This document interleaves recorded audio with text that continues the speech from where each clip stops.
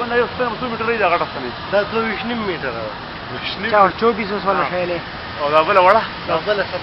17 او 22 10 ټن او دې کې نو دنه راولم مګنه ها دې تم دنه راولم تاسو دنه نه 10 ټن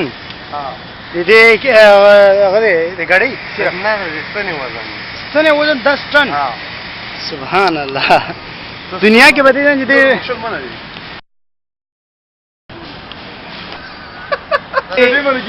دې ستنې کې